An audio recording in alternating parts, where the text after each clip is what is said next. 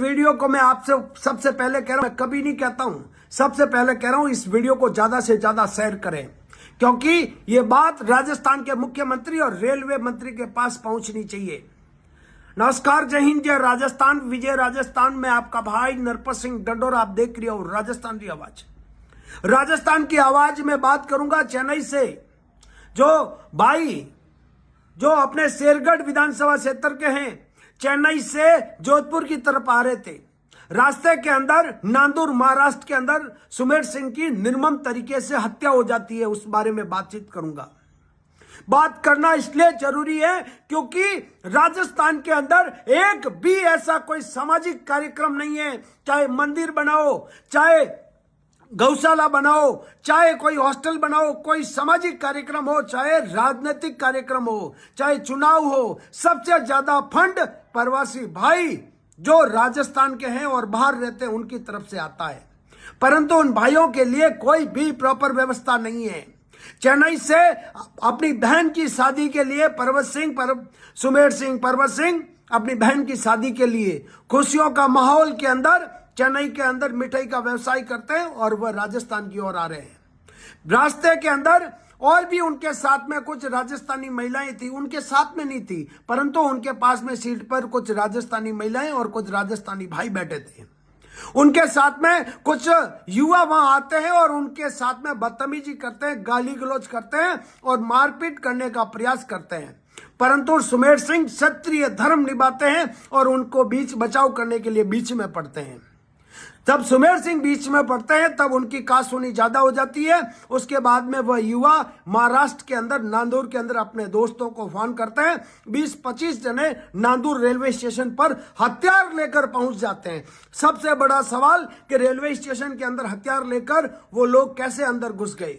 उसके बाद में सुमेर सिंह के ऊपर ताबड़तोड़ चाकुओं से वार कर देते हैं और सुमेर सिंह को घायल कर देते हैं। परंतु वहां का जो पुलिस प्रशासन है, नांदूर रेलवे स्टेशन के जो अधिकारी है, वो तत्काल रूप से सुमेर सिंह को हॉस्पिटल तक नहीं पहुंचाते हैं। इस वजह से सुमेर सिंह की मौत हो जाती है।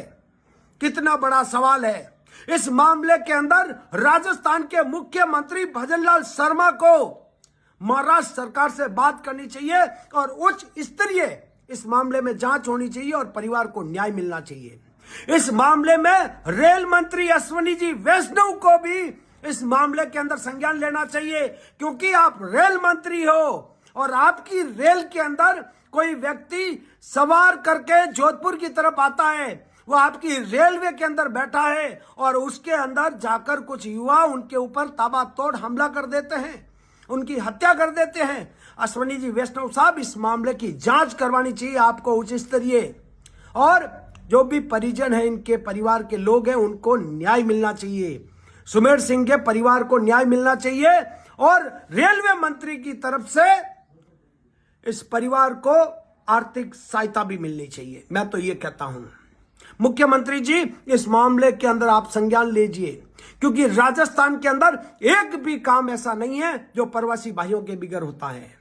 नेता जब चुनाव होते हैं तब प्रवासी भाइयों के पास जाते हैं, बड़े बड़े वादे करते हैं उनसे कि हम लोग अगर चुनाव जीत गए तो आपको वहां से ट्रेन डायरेक्ट शुरू करवा देंगे, इस बार आप हमें चुनाव जितवा दीजिए।